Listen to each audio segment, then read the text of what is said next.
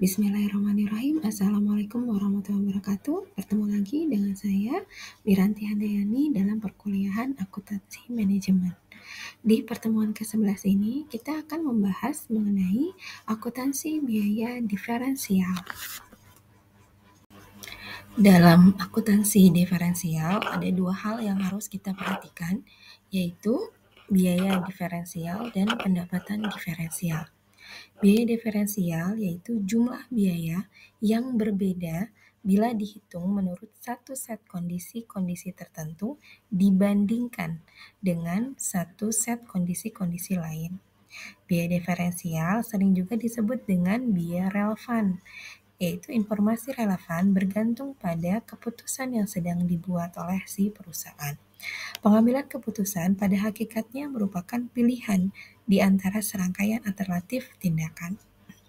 Ada namanya analisis biaya diferensial adalah pendekatan terhadap biaya relevan yang berfokus pada biaya yang berbeda dalam serangkaian alternatif. Perbedaan antara biaya relevan dari dua atau lebih alternatif disebut dengan biaya diferensial. Ya sama aja ya kayak pengertian jumlah biaya yang berbeda antara kondisi yang satu dengan kondisi yang lain. Ada alternatif yang berbeda gitu ya. Sedangkan perlu diperhatikan juga pendapatan diferensial adalah jumlah pendapatan yang berbeda apabila dihitung dengan satu set kondisi tertentu dibandingkan dengan satu set kondisi yang lain. Sama ya, yang tadi menghitung biaya dan yang ini menghitung pendapatan, di mana kondisinya kondisi yang A dengan kondisi yang B gitu. Berbicara mengenai biaya diferensial, kita perlu memperhatikan informasi relevan. Terdapat 4 pertimbangan yang membuat informasi menjadi relevan terhadap suatu keputusan. Yang pertama berkaitan dengan masa depan, yang kedua berbeda di antara alternatif-alternatif, ketiga kebutuhan akan prediksi, dan yang keempat keputusan unik dan keputusan repetitif. Yang pertama dulu ya kita bahas berkaitan dengan masa depan. Supaya informasi relevan dengan suatu keputusan, maka manfaat dan biaya informasi mestilah melibatkan kejadian di masa datang. Karena semua keputusan berhubungan dengan masa yang akan datang. Kemudian yang kedua, informasi akan menjadi relevan jika berbeda di antara alternatif-alternatif.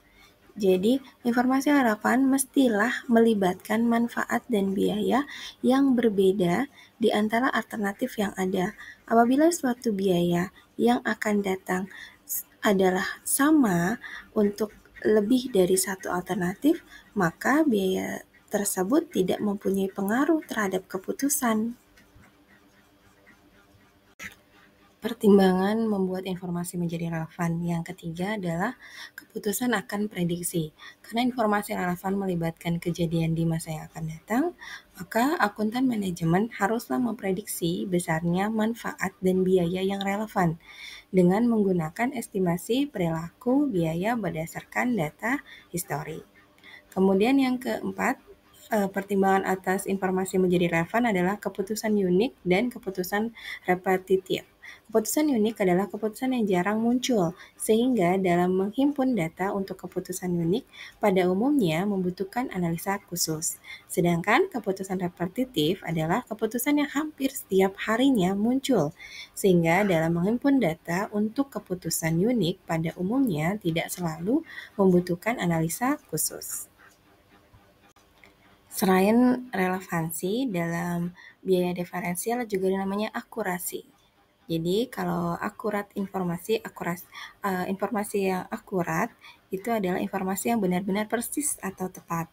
Sedangkan informasi yang relevan itu informasi yang berkaitan dengan masa yang akan datang dan berbeda di antara alternatif yang sedang dipertimbangkan. Jadi perlu diperhatikan ya perbedaan antara akurasi dan relevansi.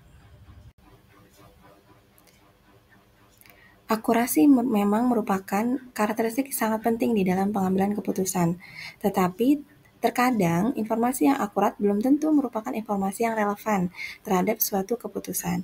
Akurasi biasanya berhubungan dengan masa yang lalu, sedangkan relevansi berhubungan dengan masa yang akan datang. Jadi ini contoh nih, ada PT V adalah sebuah perusahaan yang sedang mengalami penurunan penjualan. Untuk itu, PT V merencanakan untuk meningkatkan anggaran promosi sebesar 50 juta. Peningkatan anggaran promosi termasuk informasi yang relevan atau akurat. Yang relevan ya, yang berhubungan dengan masa yang akan datang. Diferensial dalam pengambilan keputusan, menurut Mulyadi dalam bukunya tahun 2001, manajemen menghadapi 4 macam keputusan jangka pendek, yaitu yang pertama, membeli atau membuat sendiri, menjual atau memproses lebih lanjut suatu produk, menghentikan atau melanjutkan produksi produk tertentu atau kegiatan usaha suatu bagian perusahaan. Nah, yang keempat, mau menerima atau menolak pesanan khusus. Terkait pilihan tadi ya, salah satunya adalah membeli baru atau mempertahankan aktiva lama. Ini ada PT M berencana mengganti truk lama dengan truk baru. Adapun perincian data truk lama dan truk baru yang diusulkan sebagai berikut. Kalau truk lama, harga perolehannya dulu tuh mungkin 70 juta. Kemudian nilai buku yang tersisa tahun ini 56 juta. Masa manfaat yang tersisa ada 4 tahun. Nilai penghentian sekarang, maksudnya kalau truk lama tersebut dijual, itu harganya 36 juta. Ada rugi berarti ya, nilai buku kan 56, terus jika dijual harga 36, berarti kan ada rugi 20 juta. Kemudian nilai penghentian dalam 4 tahun jika dijual, kalau diberhentikan dalam 4 tahun berarti sesuai dengan masa manfaat tadi, sisa 4 tahun. Kemudian variable cost tahunan untuk operasional menggunakan truk lama itu membutuhkan biaya 138 juta. Biaya perawatan, mungkin biaya bensin dan sebagainya. Pendapatan tahunan dari penjualan menggunakan fasilitas truk lama ini adalah 200 juta. Sedangkan kalau truk baru, harga faktur baru atau harga perolehannya 800 juta, kemudian taksiran masa manfaatnya 4 tahun, kemudian nilai penghentian dalam 4 tahun, jika dipakai terus dihentikan 4 tahun kemudian maka 0, kemudian variable cost tahunannya untuk operasional 120. Jadi kalau menggunakan mobil truk baru itu biaya operasionalnya sebesar 120 untuk biaya perawatannya, karena mungkin baru ya, jadi tidak banyak PR untuk maintenance. Kemudian pendapatan tahunan dari penjualan kalau menggunakan truk baru tersebut sama penghasilannya 200 juta untuk operasional. Perhitungannya, jadi haruskah menggunakan truk lama dijual atau kemudian membeli truk baru atau tetap mempertahankan truk lama serta berapakah besarnya biaya diferensialnya. Jadi bingung nih, kita mau mempertahankan truk lama, nggak usah beli truk baru, atau menjual truk lama, terus kemudian membeli truk baru, bagaimana ya biaya diferensialnya? Secara sederhana ada 3 hal yang perlu diperhatikan. Penggantian truk lama mengakibatkan rugi, tadi kan ya, nilai bukunya tersisa 56 juta, kemudian jika dijual truk lama tuh harganya 36 juta mungkin, kemudian kerugian penggantiannya itu ada 20 juta. Yang pertama, kemudian pembelian truk baru akan mengakibatkan efisiensi variabel cost tahunan sebesar 18 juta, karena kan kalau pakai truk lama dia 136 biayanya, sedangkan kalau pakai truk baru 120, ada efisiensi, ada keuntungan 18 juta. Penggantian truk lama dan pembelian truk baru akan mengakibatkan kenaikan laba bersih sebesar, nah kita lanjut di slide selanjutnya ya. Perhitungannya jadi kalau mempertahankan truk lama, anggaplah ya truk lama tersebut harganya 800 gitu. Sama kayak pembelian truk baru 800. Kita menganggap bahwa truk lama kita tuh masih senilai segitu gitu. Kemudian ada variabel cost-nya untuk truk lama 552 juta. Sedangkan kalau pakai punya truk baru, membeli truk baru tuh variabel cost-nya cuma 480 juta nih. Ada efisiensi 72 juta. keuntungan. Kemudian kalau depresiasi dari truk baru itu 80 juta, sedangkan depresiasi truk lama, dilihat dari nilai bukunya, itu ada 56 juta. Kemudian nilai penggantian truk lama 0, tapi tadi kan ada kalau dijual akan menambah membeli truk baru ya, 36 juta. Laba bersih selama 4 tahun itu untuk truk lama 192 juta, sedangkan kalau membeli truk baru 220 juta. Nih ada selisih nih biaya.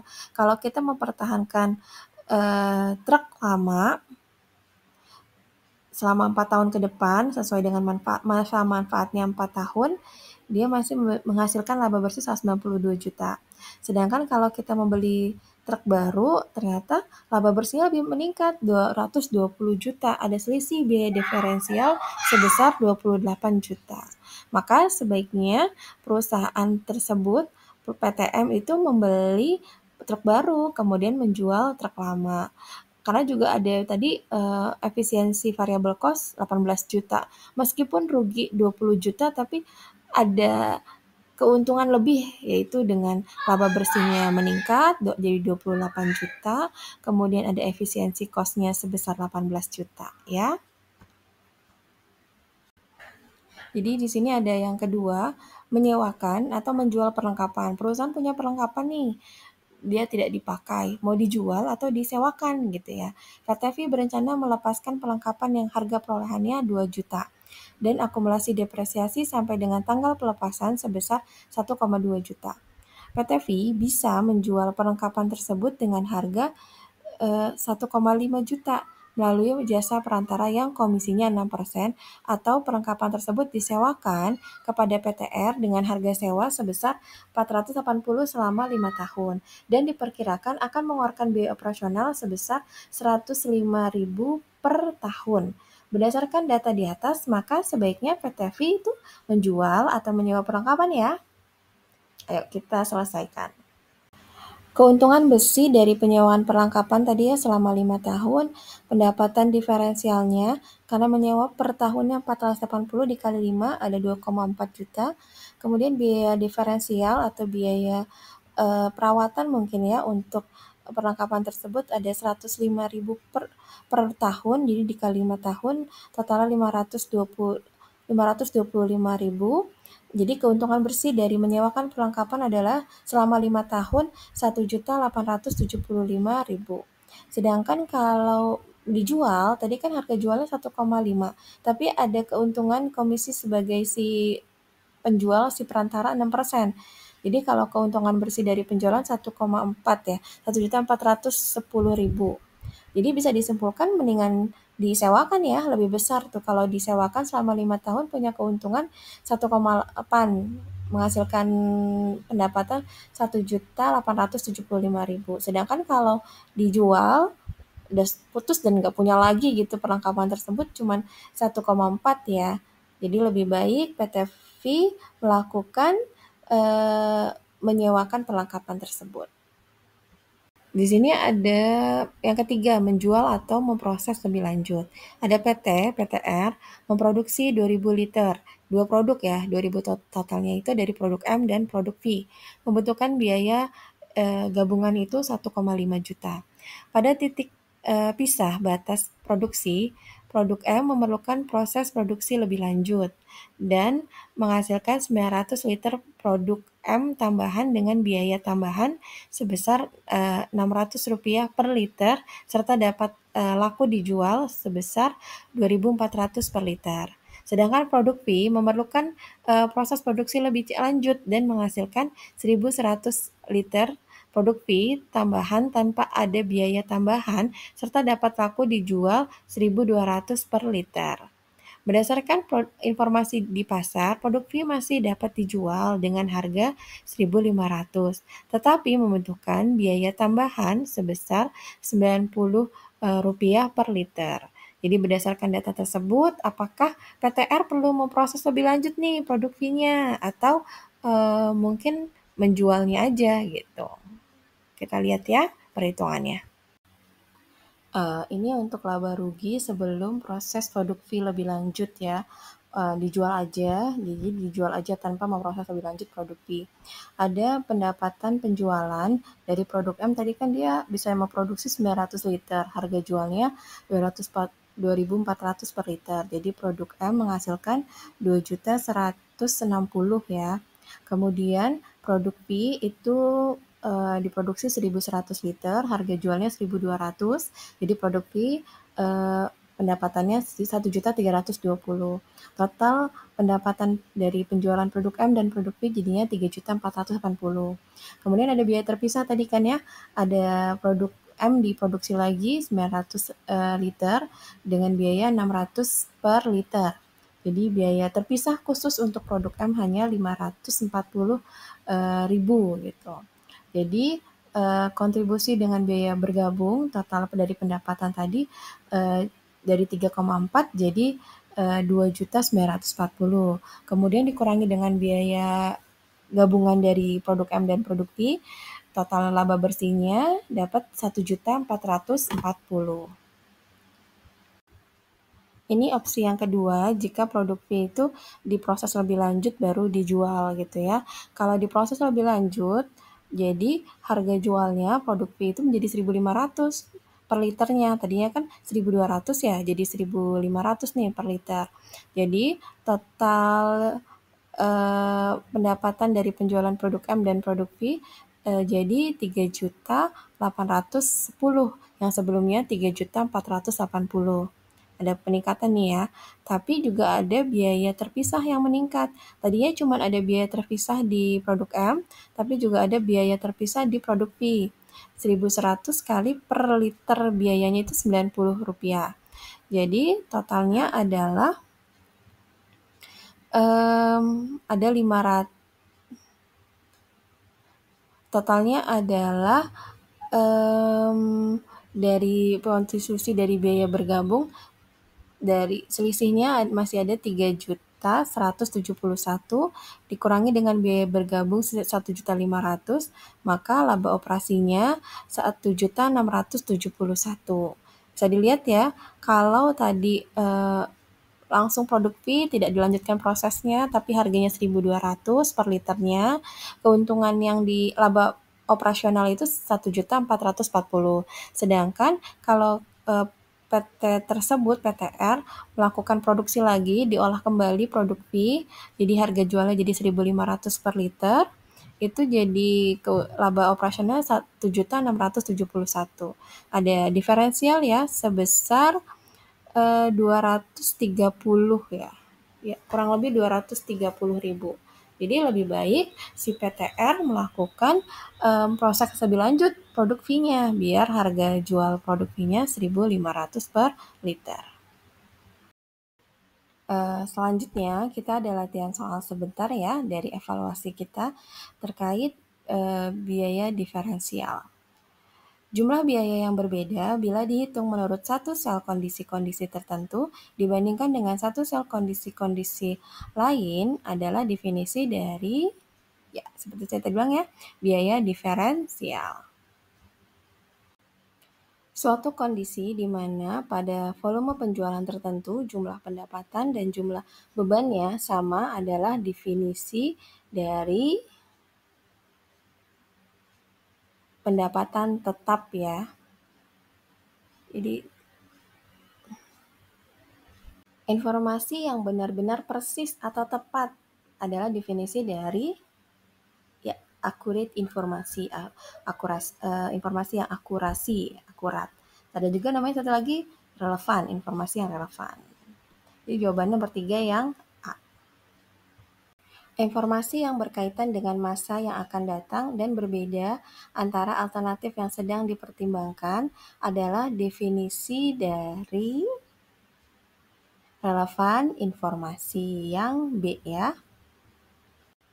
Pendekatan terhadap biaya relevan yang berfokus pada biaya yang berbeda dalam serangkaian alternatif adalah definisi dari analisa biaya diferensial yang C. Alhamdulillah sampailah di penghujung materi kita hari ini terkait akuntansi biaya diferensial. Semoga semuanya paham dan bisa membaca modul kembali atau membaca buku referensi lain untuk tambah wawasan kalian terkait materi akuntansi biaya diferensial ini. Memang harus banyak praktis untuk bisa lebih dalam mengenai akuntansi biaya diferensial. Semoga ilmu ini bisa bermanfaat untuk kedepannya. Sampai ketemu lagi di lain kesempatan. Kurang dari saya mohon maaf. Jangan lupa di subscribe dan like ya. Terima kasih. Wassalamualaikum warahmatullahi wabarakatuh. Sampai ketemu lagi.